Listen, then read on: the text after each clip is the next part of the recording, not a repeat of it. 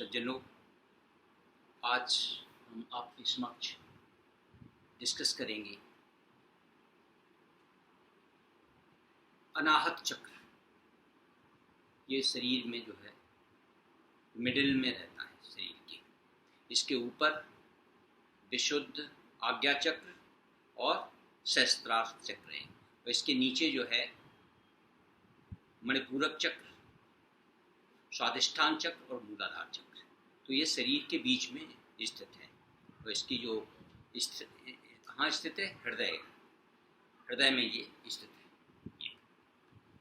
इसको जो है इसके साथ हम आपके साथ ये डिस्कस करते हैं।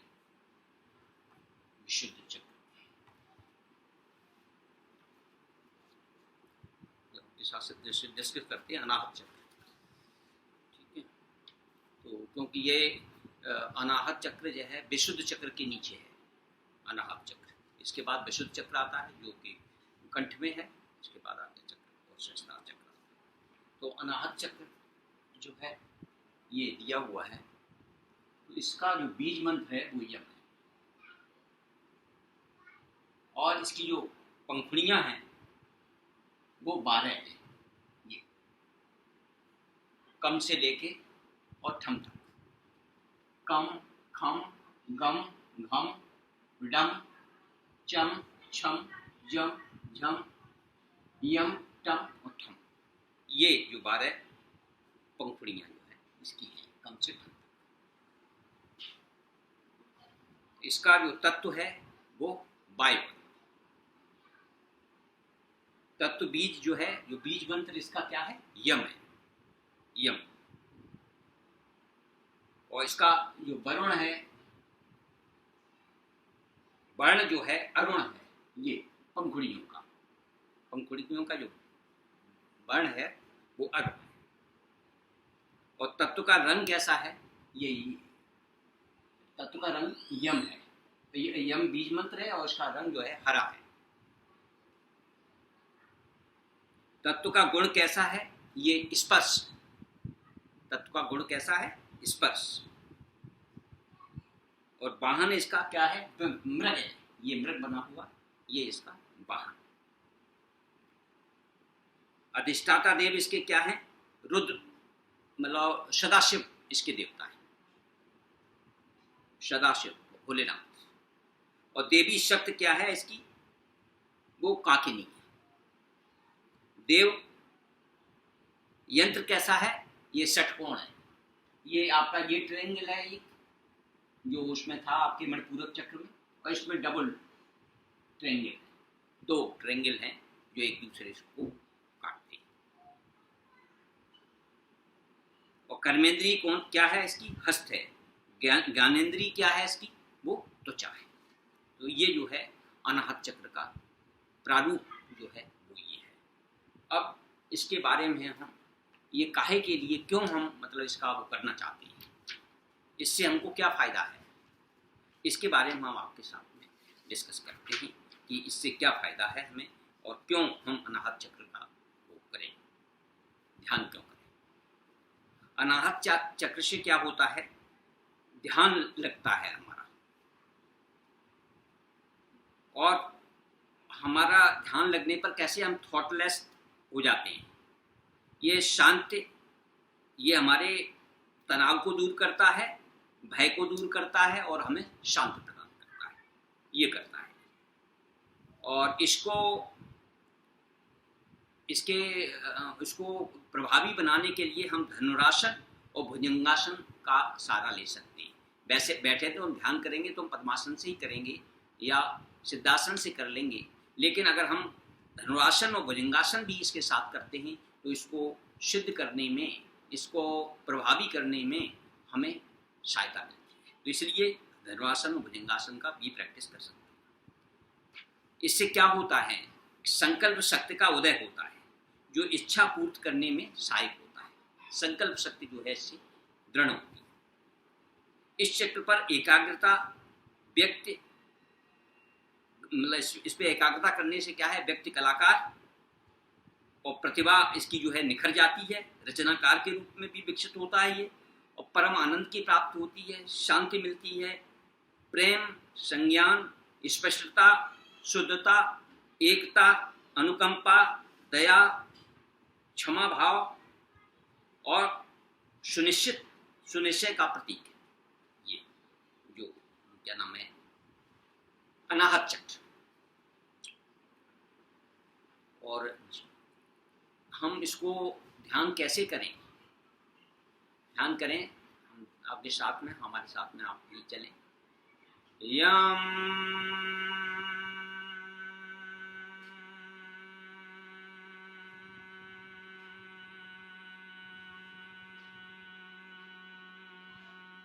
ये हृदय में स्थित है, तो हम इसको, यम को, बीज मंत्र को ध्यान भी करेंगे। सदाशिव इसके देवता हैं, उनका ध्यान करेंगे। और अनाहत चक्र को जो है कि हमारा डबल ट्रायंगल में है, उस पर ध्यान, बीज मंत्र बीच में लिखा हुआ है, तो उसका ध्यान करते हुए हम ये उच्चारण करेंगे।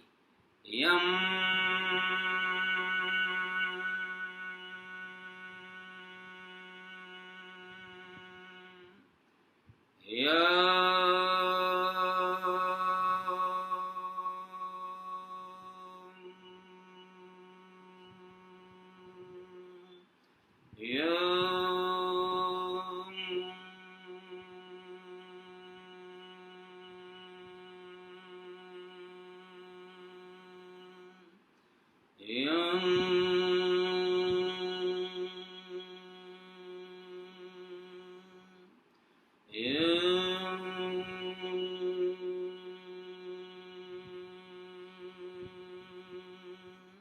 या हम इसका उच्चारण करते हैं तो इसकी वायु है वो चारों तरफ से फैल जाती है शरीर के अंदर में, और इससे हमारा जो कंसंट्रेशन है वो बढ़ता है। और हम इसमें सदाशिव का ध्यान करते हुए, यम का जो है उच्चारण करते हुए इसका ध्यान करें। ऐसे हम इसका कर सकते हैं और इसकी प्रैक्टिस कर सकते हैं 11 बार से शुरू करके, और फिर उसको फ्रिक्वेंसी बढ़ाते जाएंगे और 108 टाइम्स तक कर सकते हैं इसकी फ्रिक्वेंसी। तो इससे हमारा जो दिल है, हृदय है, वो भी मजबूत होगा, वहाँ की जो मांसपेशियाँ हैं वो मजबूत होंगी, और हमें जो ब्लड प्रेशर वगैरह इसकी शिकायत रहती है वो दूर होगी इससे। क्योंकि इससे क्या होता है कि हम उच्चारण करते हैं तो हमारा जो कुम्भक है, हम उच्चारण करते हैं तो हमारा जो वायु है वो चारों तरफ से संचालित होती है, जिससे हमारा जो दिल है वो मजबूत होता है। और इससे क्या रहता है, जब ऊर्जा आध्यात्मिक चेतना की ओर प्रवाहित होती है इससे और उन्मुख होती है ऊपर की तरफ, वायु जो है ऊपर की तरफ जाती है। ये जो है शिव चेतना और पार्वती की प्रगति इससे प्रदीप्त होती है, क्योंकि नीचे शक्ति है, ऊपर जो है ऊपर की तरफ शिव है, तो ये सेंटर में पड़ता है। इसलिए हृदय पर संयम करने और ध्यान लगाने से यह चक्र जागृत होता है।